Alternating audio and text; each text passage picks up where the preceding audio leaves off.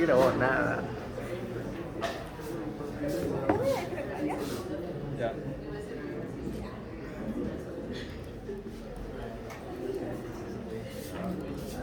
Bueno, señoritos, buenas tardes.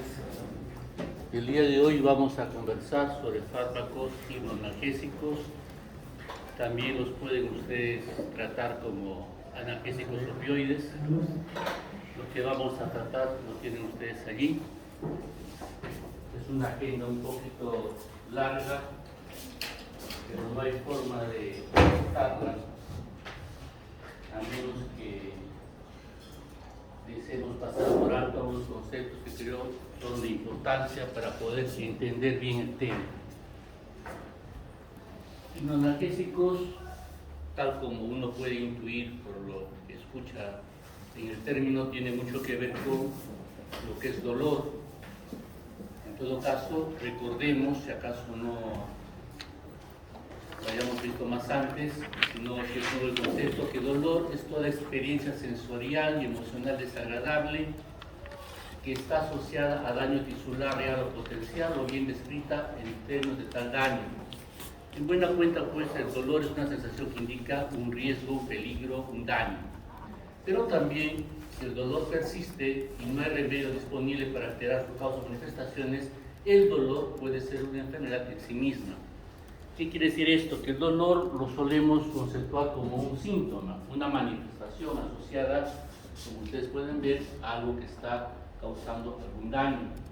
Pero eventualmente, cuando no es posible realizar esta asociación, el dolor por sí mismo podría ser considerado como una enfermedad.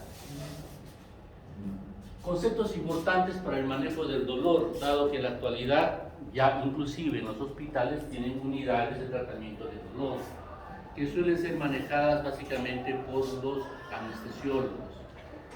En todo caso, recordemos que nocicepción consiste en la detección del daño tisular y está asociado a receptores capaces de poder captar precisamente esas señales de peligro o de daño, que puede estar tanto a nivel somático como a nivel visceral. A partir de allí entonces se genera la transmisión de un mensaje a través del sistema nervioso que permite tener en sí lo que es la sensación de dolor, que vendría a ser la respuesta a la nocicepción. Esta percepción o esta respuesta al dolor está generada en el sistema nervioso central, médula espinal y cerebro. ¿Okay? Para que haya dolor, ¿tiene que haber nocicepción? No necesariamente. Uno puede percibir dolor sin haber estimulado receptores nociceptivos. ¿Okay? Es un principio entonces a tenerlo muy en cuenta. La presencia de dolor causa en la persona una respuesta afectiva. Ya sabemos que afectivo no tiene que ver con lo sentimental, sino en la forma que uno reacciona. En este caso, el sufrimiento es la forma que el paciente, de forma muy particular, tiene para responder al estímulo doloroso. Hay personas que sufren más que otras ante un mismo estímulo. Unas personas son muy sensibles, por ponerlo de una manera, otras son muy estoicas, en el otro extremo. Pues cada persona reacciona de forma diferente. Su sufrimiento ante el dolor será diferente, y esto será necesario también considerarlo cuando ustedes hay personas que están sufriendo dolor. Finalmente, todo esto conlleva a que el paciente o la persona desarrolle una conducta frente a lo que es precisamente todo aquello que signifique la posibilidad o la sensación de dolor. Estos conceptos entonces pueden ser muy importantes cuando uno maneja a una persona que está sufriendo dolor, ya sea como síntoma o en un extremo también, como dijimos, como enfermedad por sí misma. Para el manejo del dolor, además de lo que hemos mencionado, también es bueno considerar otros aspectos. Los aspectos fisiopatológicos, por ejemplo, nos van a centrar en hacer un buen diagnóstico. Y al hacer un buen diagnóstico podemos hacer un buen manejo, un buen tratamiento. Entonces, a partir de dolores nociceptivos, es decir, que lo podemos percibir cuando se activan los receptores del dolor, podemos diferenciar dolor somático nociceptivo o dolor visceral nociceptivo. El primero, cuando los receptores son activados y son los que se encuentran a nivel de piel, músculos, articulaciones. vale decir aparato locomotor. En cambio, cuando se activan los que pertenecen a las vísceras internas, tenemos el dolor propiamente visceral, con sus diferentes manifestaciones, que nosotros cuando elaboramos la historia clínica, entonces podemos obtener esta información y poder hacer un diagnóstico más o menos preciso. Tenemos un dolor neuropático, donde no hay activación de receptores nociceptivos, sino obedece a lesiones que son propias en las fibras nerviosas. Es un dolor que, como ustedes pueden ver, tiene características diferentes y por lo tanto el abordaje del mismo también es diferente. Por ejemplo, acá, cuando ustedes hablaban o estudiaban acerca de antidepresivos como agentes analgésicos, tienen buena cabida en este tipo de dolores, más no en estos, y viceversa. Analgésicos comunes que pueden tener buena utilidad en este tipo de dolor, no lo va a hacer en este, ni tampoco en los dolores viscerales, que son, al comprometer vísceras huecas, por ejemplo, son mejor controlados con antiespasmódicos, ¿no es cierto? Bien, el dolor psicógeno significa que no hay una causa orgánica, por lo menos de forma aparente, y por lo tanto las manifestaciones son bastante difusas, y el manejo también podrá tener componentes de otro tipo. Y el dolor mixto, que involucra pues una mezcla de todos estos factores, va a ser pues un tipo de dolor muy común, sobre todo en cierto tipo de pacientes, que también es necesario considerar en lo que se refiere a su manejo. Otras formas de clasificar el dolor, en la parte semiológica va a tener importancia de acuerdo a la duración, agudos, crónicos, y aquí en los dolores crónicos tenemos que diferenciar los que se deben a causa cancerosa o no, o sea, oncogénico o no oncogénico. Tengan ustedes presente que los dolores oncogénicos son dolores muy intensos. Los analgésicos comunes no nos van a ser útiles, tendrán que ser entonces los más potentes aquí utilizados.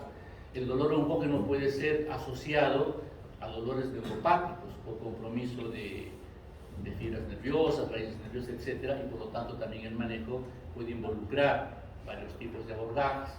Por la calidad, prácticamente acá hablamos de la parte fisiopatológica anteriormente mencionada, por el patrón temporal, pueden ser continuos, intermitentes, etc.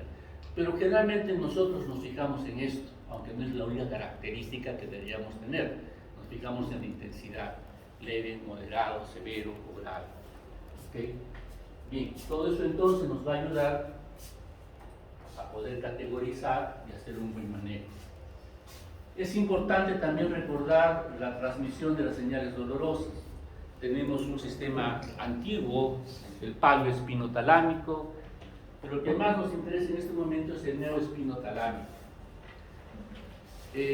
Todo comienza con sus nociceptores periféricos, si quieren ustedes.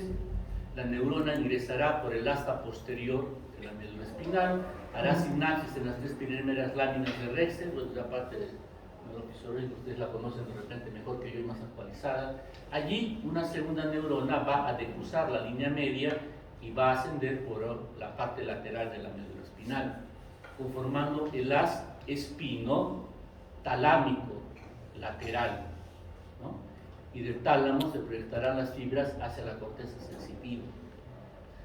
Este haz espinotalámico, si bien conforma una segunda neurona que asciende hasta el tálamo, vean ustedes que va a proyectar diferentes derivaciones a diferentes sitios a nivel del tallo cerebral. Tenemos acá la protuberancia, tenemos el mesencéfalo y finalmente estructuras que van a estar presentes inclusive a nivel talámico y subtalámico. ¿Qué importancia va a tener esto? Que estas colaterales que van a ser dirigidas a ciertos lugares específicos del tronco cerebral va a permitir hacer una regulación de la señal dolorosa. Y en estos sitios donde se procesa esa señal dolorosa origina una vía descendente, evidentemente contralateral, hacia el sitio de ingreso de las neuronas sensitivas o sensoriales que traen la información nociceptiva. Y allí va a haber un mecanismo de control del dolor. Entonces tenemos un sistema de transmisión del dolor y tenemos una vía de control de la señal dolorosa. Y en estos lugares donde nosotros estamos precisando, existe pues la participación de diferentes neurotransmisores. Algunos conocidos por ustedes y otros que ya los vamos a ver, que son precisamente los referidos a los opioides endógenos o péptidos opioides endógenos.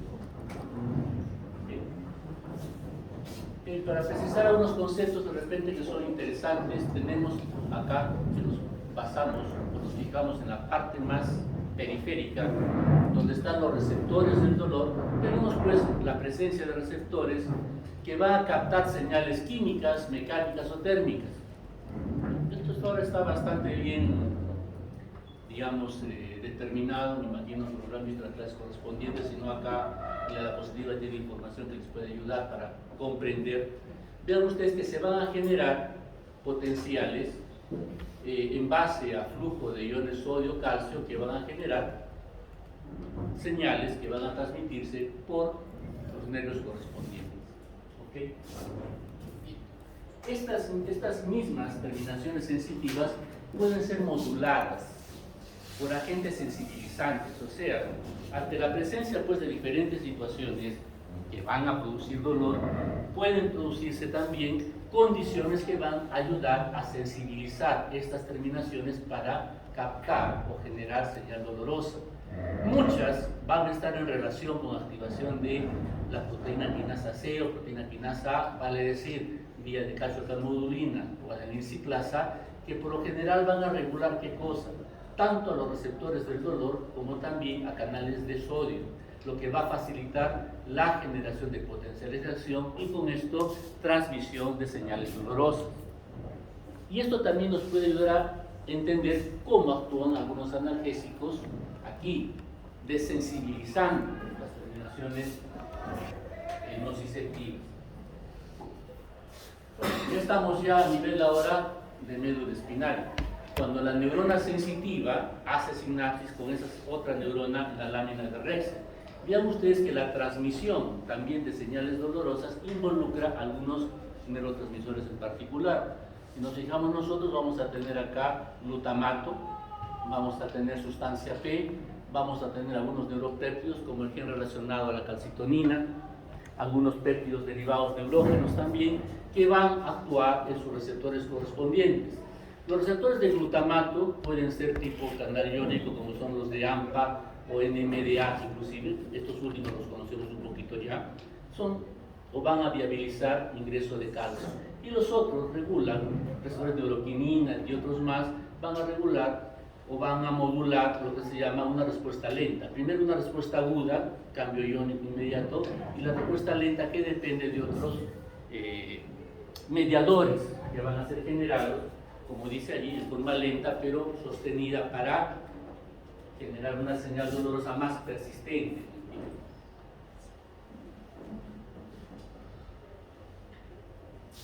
Y aquí tenemos también la posibilidad de diferentes sustancias que van a modular en forma inhibitoria la transmisión. ¿Okay? No solamente tenemos señales que facilitan, tenemos otras en esa vía descendente, vean ustedes, ya estamos en el ingreso hasta posterior, que pueden inhibir las señales dolorosas. Y esta es una particularidad de nuestro sistema nervioso, porque si estuviéramos sometidos en forma, digamos, sin descanso a una señal dolorosa, pues sería incompatible con nuestra vida diaria. Por lo tanto, también necesitamos nosotros que se module el ingreso del dolor, y de ahí viene pues esa vía de regulación del dolor. Y ustedes van a ver acá sustancias conocidas como noradrenalina, como GABA, tanto para receptores tipo A como tipo B. Acá tendríamos que incluir inclusive serotonina, y aquí también vamos a incluir los péptidos opioides endógenos. Tenemos todo un sistema de control del dolor, tanto en forma presináptica como en forma posináptica. Entonces ahí es donde nosotros podemos encontrar también explicación cuando decíamos que clonidina, por ejemplo, a través de receptores alfa 2 presinápticos podía tener actividad analgésica, o con aquellos otros agentes antidepresivos que podían modular a través de receptores presinápticos noradrenérgicos o serotonérgicos, también podían modular la señal dolorosa. Estamos viendo allí cómo realmente participan. Claro que hoy día en particular nos vamos a fijar en lo que son los opioides endógenos. Bueno, ya tenemos con un poquito más de precisión algunas otras vías que están allí participando, especialmente para lo que es la sensibilización, o sea, la manera en que podemos modular el ingreso y transmisión de señales, donde a nivel del médula espinal. Entonces ahí también ustedes van a encontrar un término bastante socorrido para explicar la acción de algunos analgésicos. Analgesia a nivel central, desensibilizan la transmisión a nivel central, pues de alguna manera podrían estar participando en esta vía.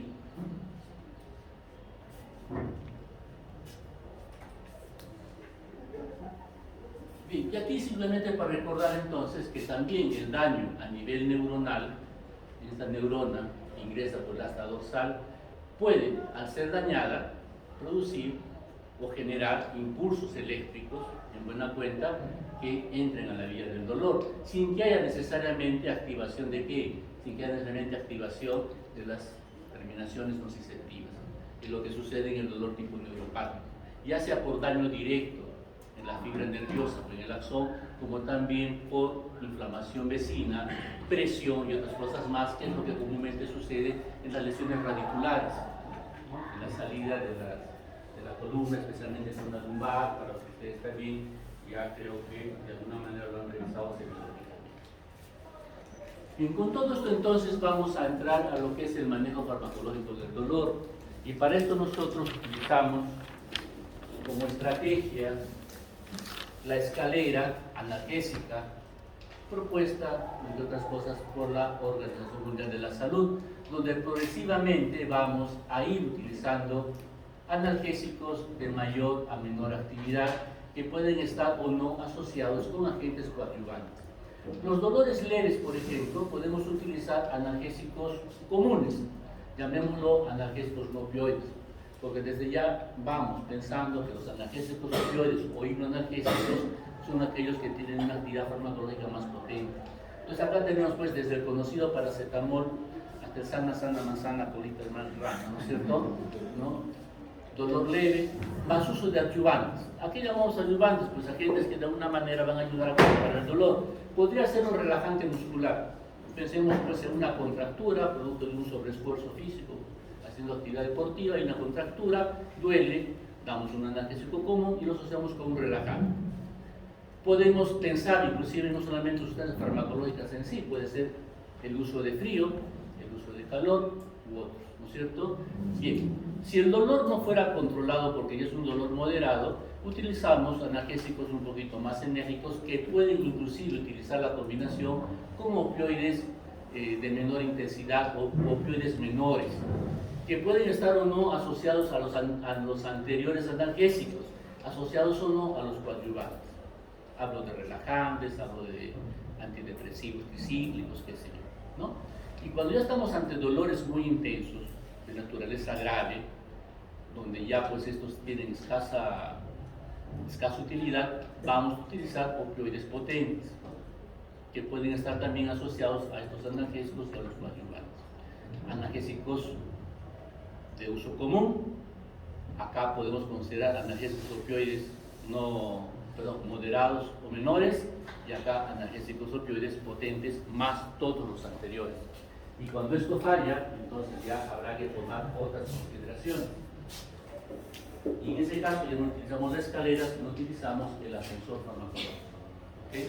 Pasamos del sótano hacia las vías, las formas más, efectivas para hacer control del dolor, donde no necesariamente tenemos que hacer la escala secuencial, 0, 1, 2, 4, 5, sino podemos pasar de frente del 1 al 5. Controlamos el dolor y luego podemos regresar al anterior. ¿Okay? Entonces nosotros vamos a estar hoy día hablando más o menos a este nivel.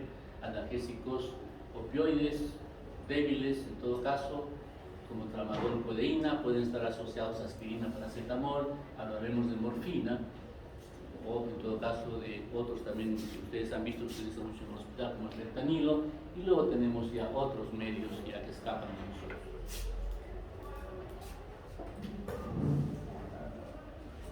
Decíamos hace un rato que una de las formas más comunes de poder categorizar el dolor es la intensidad, pero siendo el dolor algo muy subjetivo, no, ¿cómo sería la mejor manera de encontrar algo que sea, digamos, común para todos? Entonces, la escala análoga del dolor es lo que suele utilizarse. Desde una escala numeral, ¿no? 0 sin dolor, 10 para el dolor máximo que puede referir el paciente. Y cuando son niños utilizamos caritas, ¿no? O personas analfabetas puede ser el uso de caritas. Entonces, generalmente, como ustedes pueden ver, un dolor leve está entre el 2 y el 4, 4 y 5 es un dolor moderado, ya un 6, 7 es un dolor fuerte, y ya más del 8 consideramos un dolor muy fuerte, o ya inclusive insoportable. Entonces, esto indirectamente nos puede ayudar a decir, estamos ante un dolor que el paciente dice que es 2, 3, lo podemos resolver teóricamente con un analgésico común, digamos paracetamol, hablamos de un dolor moderado a fuerte, de repente utilizar una combinación de analgésicos, utilizar un opioide leve o menor como es la codeína o tramadol, y si es muy fuerte utilizar morfina u otro medio. Entonces, de alguna manera esto nos ayuda también a objetivar. Hay diferentes trabajos, tesis y todo, ustedes podrían revisar un poquito más de calma y poder estar los interesados. Bien, con todo esto hemos mencionado entonces de forma rápida, pero que es suficiente, pasaremos a hablar ya de nuestro tema concreto, que son los analgésicos opioides. Esta cita de Thomas Sydenham es interesante, siglo XVII, ¿no es cierto? Donde decía, entre los remedios que el Dios Todopoderoso de compasión nos otorgará al ser humano para evitar sufrimiento ninguno, es tan universal ni eficaz como el otro. Siglo XVII, ahí no se sabía nada de antibióticos, no se sabía nada de medicamentos, cómo actuaban, etcétera, etcétera.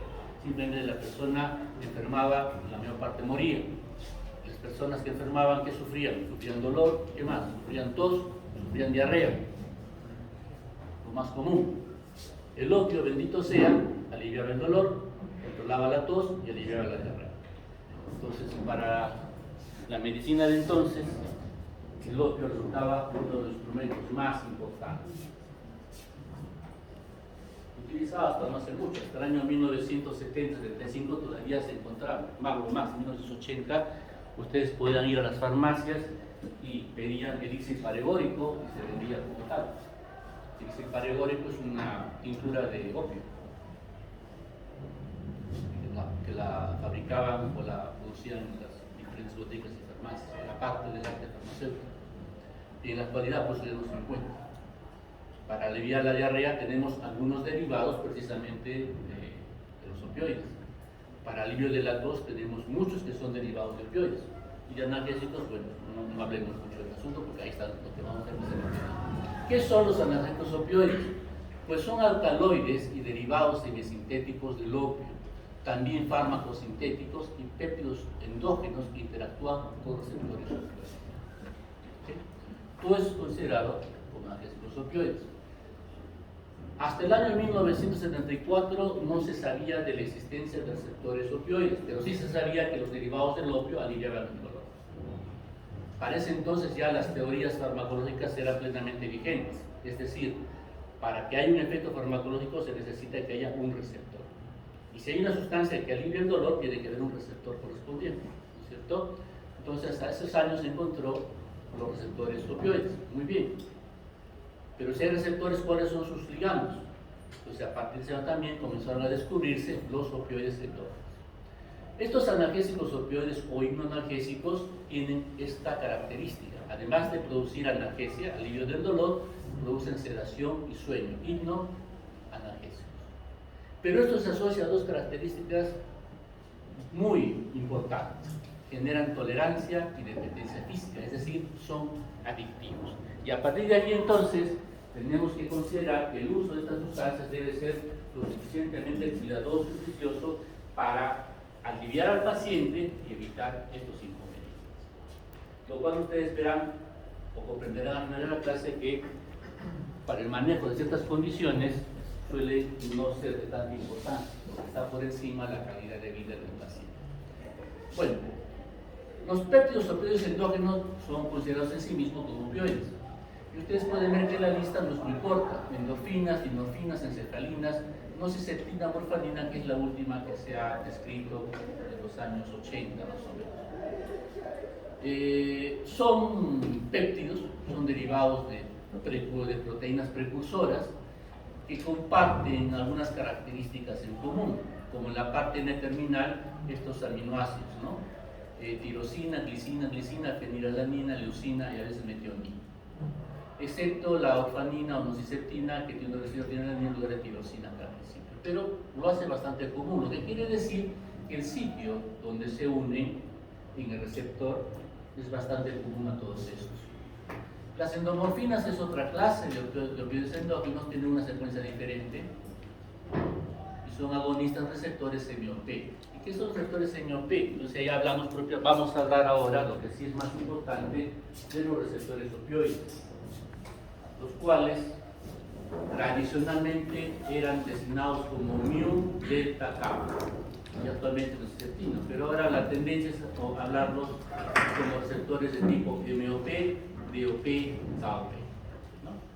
Todos estos receptores opioides endógenos son receptores ligados a proteínas G, es decir, como han visto las figuritas, atraviesan 7 veces la membrana celular y tienen capacidad de interactuar con proteínas G de diferente generación de mediadores o de segundos mensajeros. Para los interesados, pues, vamos a tomar el examen.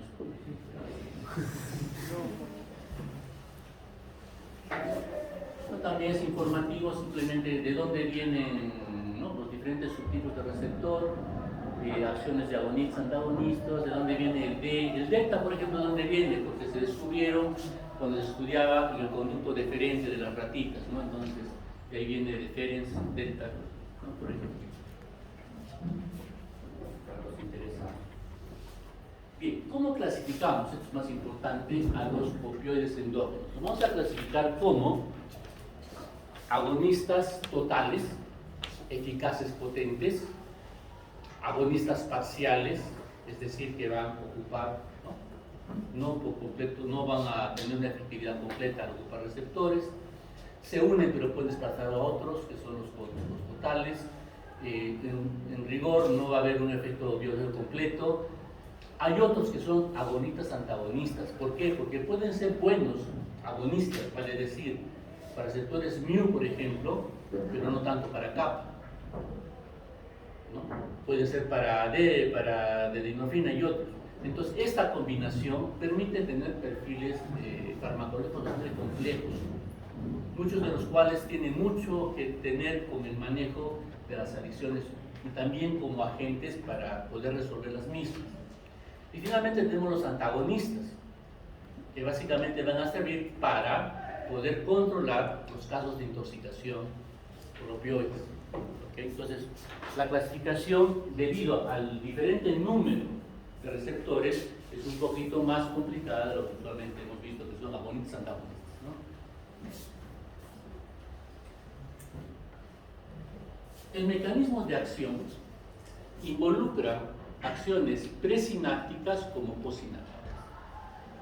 A nivel presináptico, cuando el agonista opioide ocupa su receptor presináptico, va a tener como característica bloquear los canales de calcio. Al no ingresar calcio, ¿qué va a pasar? No se fusionan las vesículas que contienen los neurotransmisores. Y por lo tanto, al no fusionarse con la membrana acá sináptica, no se liberan estos mediadores. Entonces, la acción presináptica significa inhibición de liberadores de mediadores. ¿Por qué? Porque eso va a bloquear canales de calcio. Pero también tenemos receptores opioides que son posinápticos. Y en este caso, lo que va a hacer principalmente la activación del receptor posináptico es regular la permeabilidad al potasio.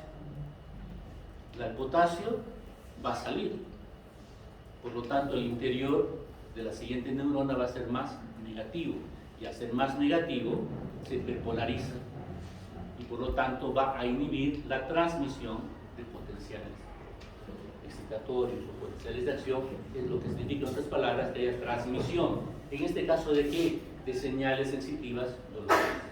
¿Saben? ¿Okay? Entonces, consideramos entonces que el mecanismo de acción de los opioides y por lo tanto de los fármacos inmunológicos es a nivel presináptico y a nivel posináptico. Presináptico, impidiendo la liberación de neurotransmisores que van a estimular las señales dolorosas, y a nivel postsináptico impidiendo que haya transmisión de impulsos nerviosos. ¿Okay? En buen resumen, es lo que tenemos. Ahora, la acción de estos opioides, característicamente ahora se sabe que puede ser a nivel periférico, o sea, inclusive en las terminaciones nociceptivas, a nivel espinal, en la puerta de entrada del dolor, y a nivel supraespinal, es decir, a nivel talámico, inclusive cortical. Ustedes van a ver, las acciones de los opioides entonces son a nivel 3 niveles, periférico, espinal, supraespinal. Porque uno podía pensar antes que solamente era a nivel espinal, en la puerta de entrada, con la activación de las señales reguladoras del dolor que descendían hasta el ingreso del asta dorsal, ¿no es cierto? Pero no, se sabe que también ahora ocurre a nivel periférico, a nivel de receptores nociceptivos y también a nivel de tálamo y corteza cerebral. Y lo que es importante que a nivel periférico tiene mucho que ver con las células que conforman las vías inflamatorias. Es decir, acá tenemos macrófagos, tenemos linfocitos que liberan o tienen receptores para opioides endógenos. Entonces, desde allí ya hay un sistema regulador del dolor. ¿Okay?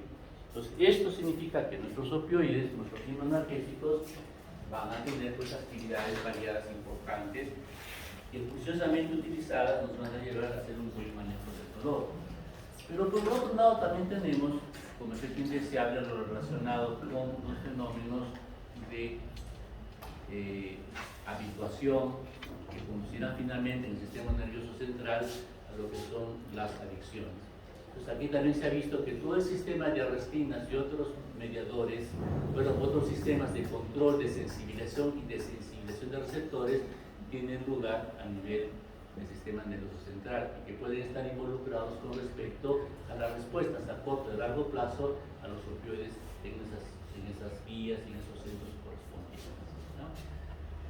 En nuestro medio, el problema de la adicción y manejo por opioides es mínimo.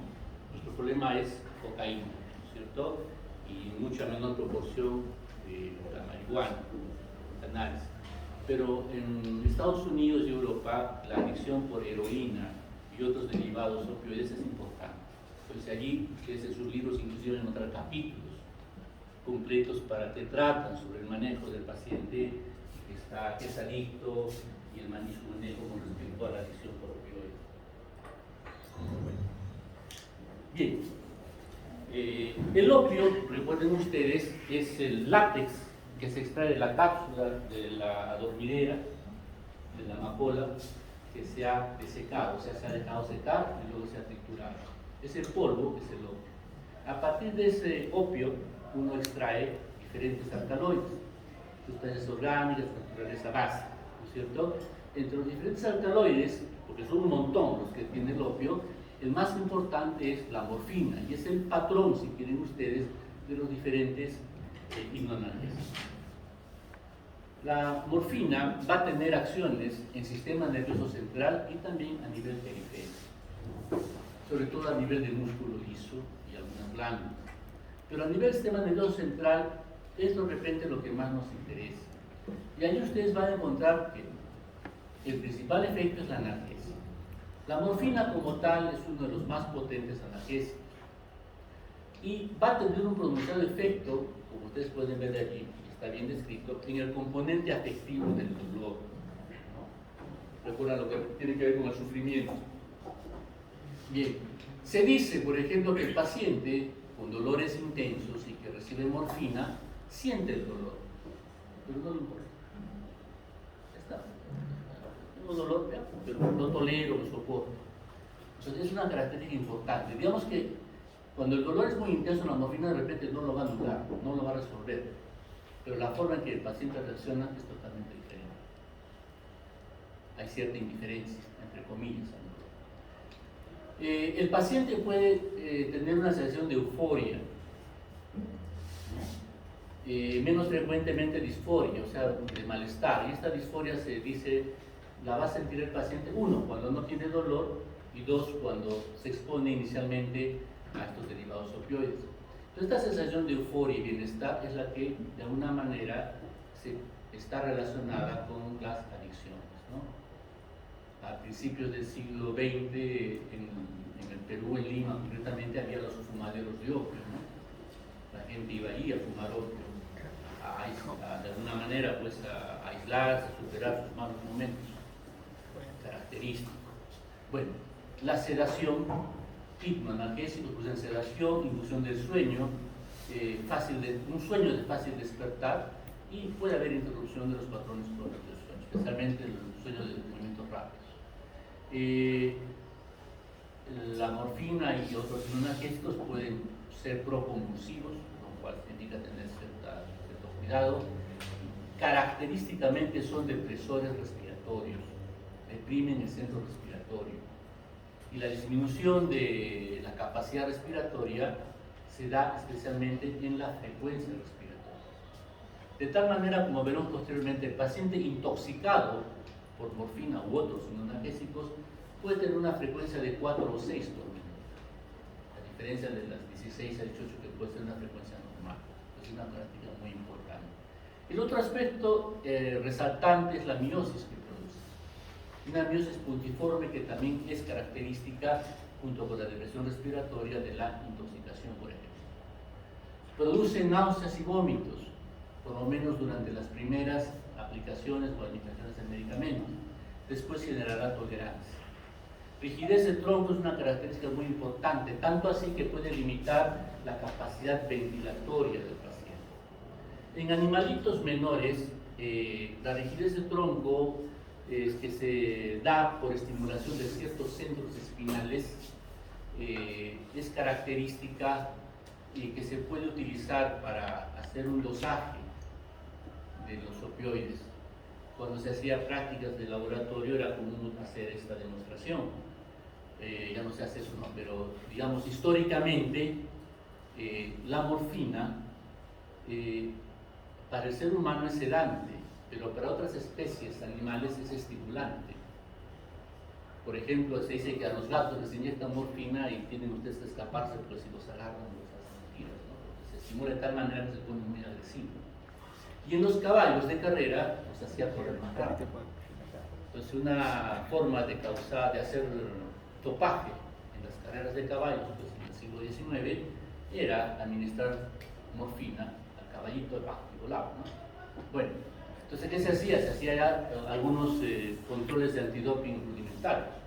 Después de la carrera se recogía la orina de los caballos y esta orina se inyectaba a los ratoncitos. Cuando el ratoncito entonces paraba la colita, era un signo de rigidez, no de tronco. En el ser humano la rigidez más que nada de la cintura escapular superior, en los animalitos era la parte pélvica, entonces producía erección de la colita. Entonces si el ratoncito se le paraba la colita, significaba que ese otro animalito, el caballo, había sido sometido a morfina y era descalificado, ¿no? Entonces, simplemente para recordar esto. Otras acciones de la morfina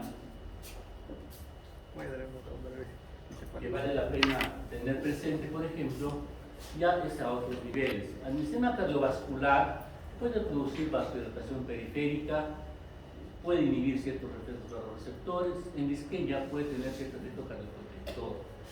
Es característico el uso buena característico el uso de morfina, por ejemplo, en el infarto al miocardio o en el edema agudo del pulmón. Más allá de producir cierta analgesia, había un papel vasodilatador que ayudaba a mejorar ciertas condiciones. A nivel gastrointestinal puede haber disminución de secreción de ácido, pero lo más importante es que disminuye la motilidad, no solo gas, sino también intestinal. Pero esta disminución de la motilidad, que puede tener un efecto antiespasmódico, ¿no? Que puede tener también un cierto rol en el control de diarreas, se acompaña de un aumento del tono de los esfínteres.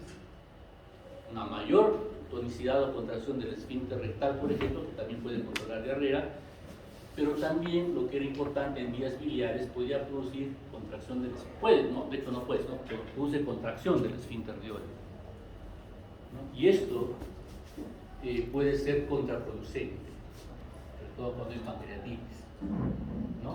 Puede aliviar el dolor, pero por otro lado puede ser contraproducente. Entonces el uso de opioides en un cólico biliar, donde hay cálculos biliares, hay que considerarlo con mucho cuidado si acaso se piensa en ello. A nivel genitourinario hay disminución del flujo plasmático renal, hay aumento del tono ureteral, que lo he mencionado, vesical, mediado por receptores mioinerta, puede haber retención de orina. Esto sí es interesante que lo recuerden, ¿ya? Porque comentaremos más tarde algunas indicaciones y aplicaciones que en nuestro medio no son comunes, pero en otros lugares sí. A nivel uterino hay disminución del tono uterino y por lo tanto puede prolongar el trabajo de parto, lo cual era utilizado muchos años atrás para algunas distocias uterinas, ¿no?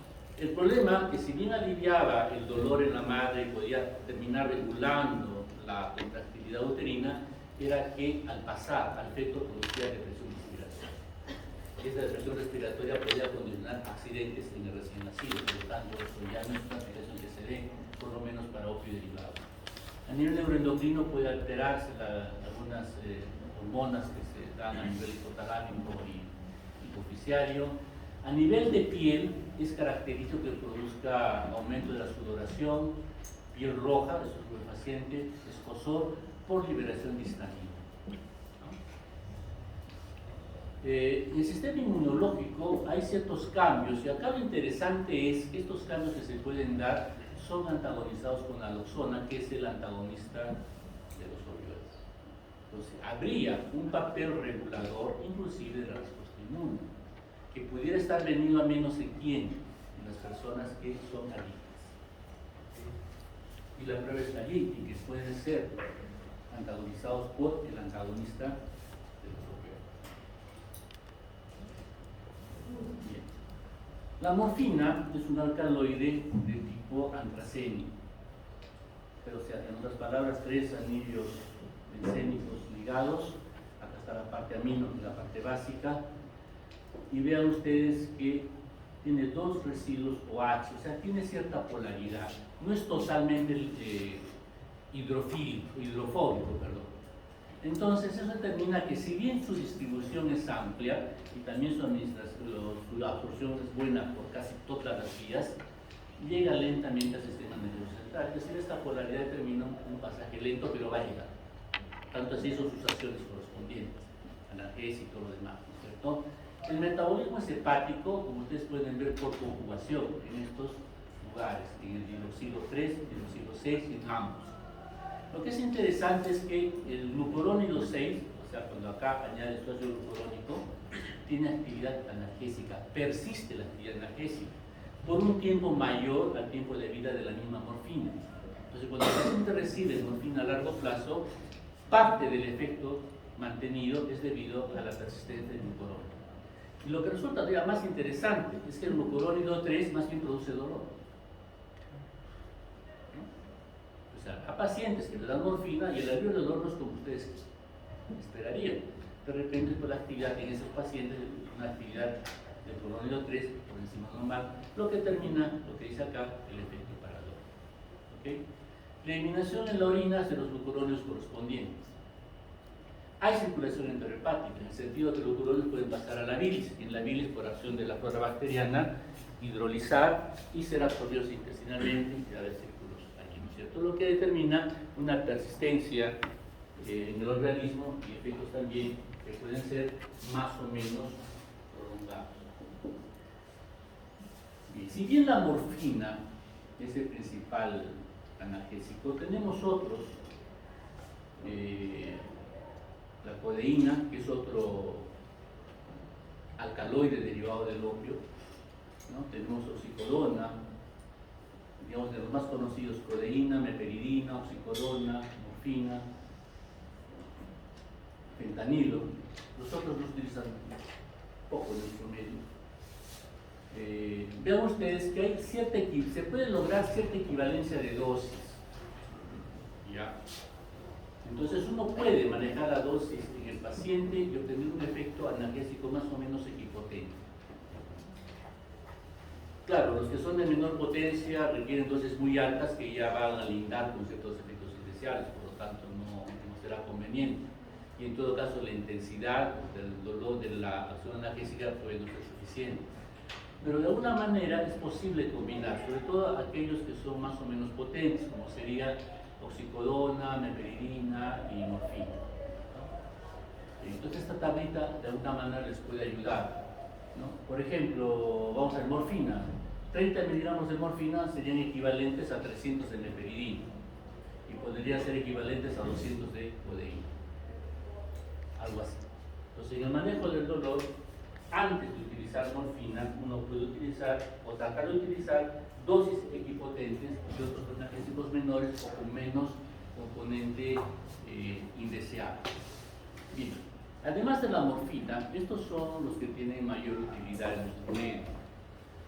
Codeína, tramadol como analgésicos de baja potencia, petidina o meperidina como un componente muy parecido en potencia a la morfina, fentanilo y oxicodona como agentes más potentes. En particular el fentanilo ustedes lo utilizan mucho en cirugía, en la inducción de la anestesia como anestésico general. Son hipnoanalgésicos, recuerden ustedes, producen sedación, analgesia, y mediante una administración sostenida pueden mantener un estado analgésico por un tiempo más o menos prolongado. La codeína, decíamos, es uno de los tantos alcaloides que tiene el opio. El efecto analgésico se debe a que en el organismo se va a transformar en morfina por acción del CYP2D6. Por lo tanto, hay una eficacia más en relación a la vía oral y parenteral. Porque cuando vamos por vía parenteral, evitamos el primer pasaje por el hígado. Cuando vamos por vía oral, al pasar por el hígado, transforma en morfina, que es el responsable de la analgesia. Entonces, digamos, hay esa pequeña ventaja. Pero ustedes, debido a que saben de que hay polimorfismo en cuanto a la expresión de las diferentes formas de citocromo, puede haber cierto porcentaje en la población que no exprese CYP2D6 y por lo tanto la administración de codeína no va a tener valor analgésico. Muy bien. La codeína también tiene propiedades antitusivas. Este efecto antitusivo se logra con dosis que son 10 veces menores que la analgésica por un lado y por otro no dependen de transformarse en morfina. O sea, hay receptores en el centro de la tos que fijan codeína y no requieren de su transformación en morfina. La vida media de la codeína, 2-4 horas, puede ser importante para recordar que se puede dar de 3 a 4 veces al día. La codeína por lo general se da asociada con paracetamol, se da asociada con ácido acetilsalicílico en diferentes combinaciones. Cuando ustedes pasen por las unidades correspondientes de oncología o de control de dolor, no sé cómo se llaman las rotaciones, hablarán de analgésico tipo 1, analgésico tipo 2, analgésico tipo 3. Analgésico tipo 1 y tipo 2 suelen combinar codeína con diferentes cantidades de paracetamol. Bueno, el tramadol es un análogo de la codeína, es un compuesto totalmente sintético. Comenzó a utilizarse a partir de los 80. Es un débil agonista de receptores mu, que es el receptor opioide, ¿no? Pero parte de su efecto analgésico se debe a que inhibe la recaptación de noradrenalina y serotonina. Como mencionamos en una lámina anterior, comprenderán entonces que esta parte también es importante para explicar el efecto analgésico. Por vía oral su biodisponibilidad se acerca al 75% y tiene un metabolito activo que ayuda a prolongar su efecto analgésico. ¿Okay? Sus concentraciones plasmáticas máximas a 2 horas, tiempo de vida medio 6 horas.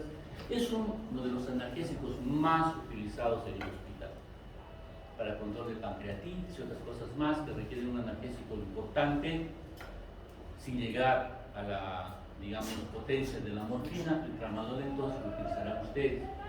Se puede colocar con infusión endovenosa y modular el goteo de acuerdo al alivio del dolor. ¿Okay? Tiene todos los efectos iniciales propios de los opioides, además de otros propios del mismo tramadol. ¿No? Dentro de los efectos propios de los opioides está pues el estreñimiento, la inducción de vómitos.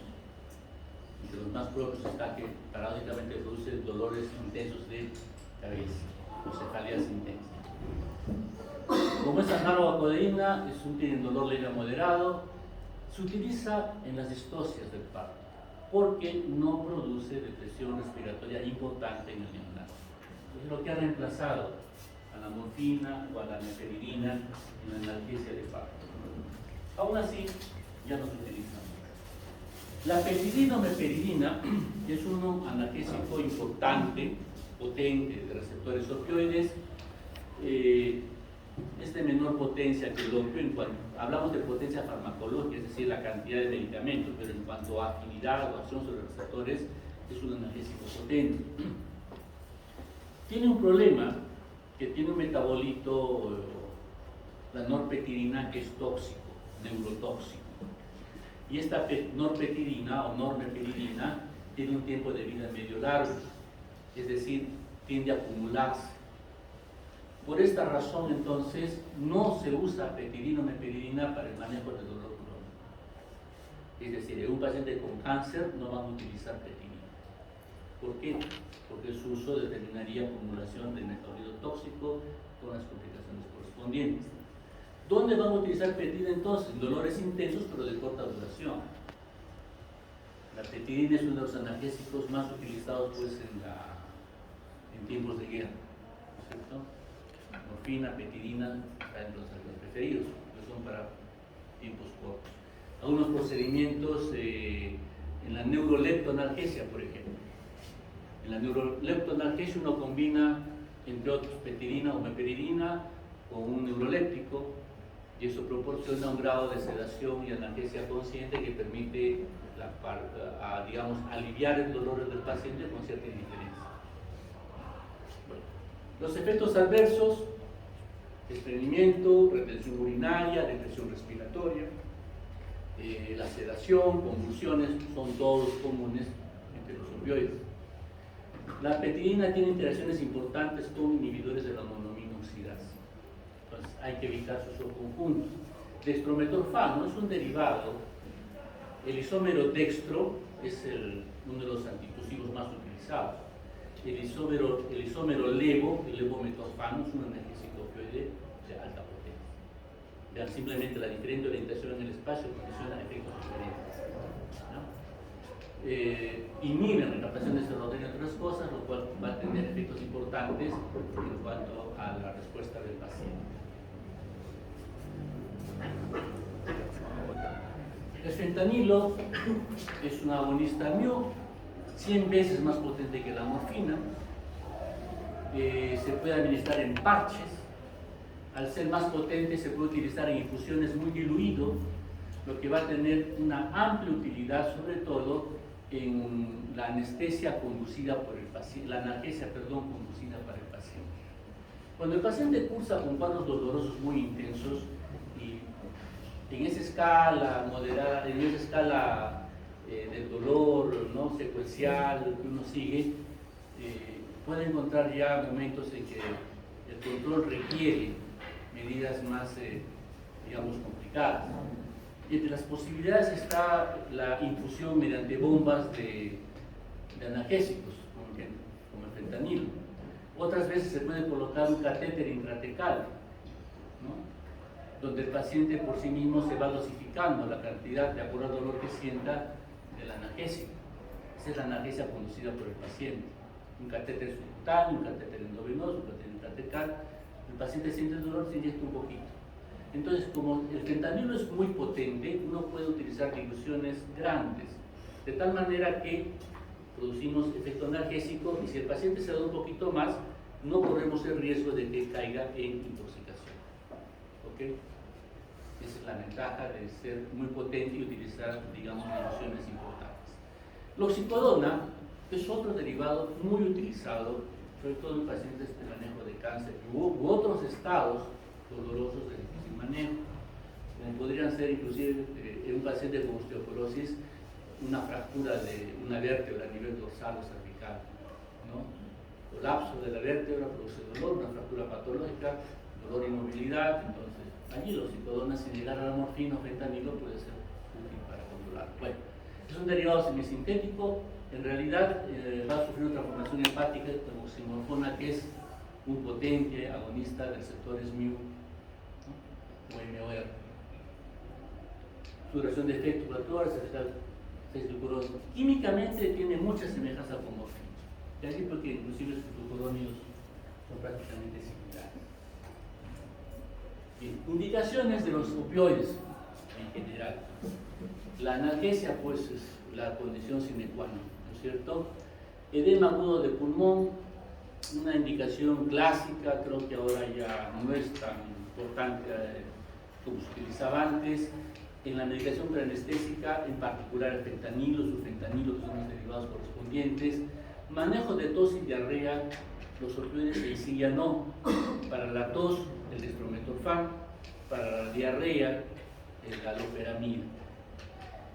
¿No? El aloperamida en particular actúa sobre receptores opioides en el tracto intestinal y de esa manera disminuye la motilidad, aumenta el tono de los esfínteres y hace control de las diarreas.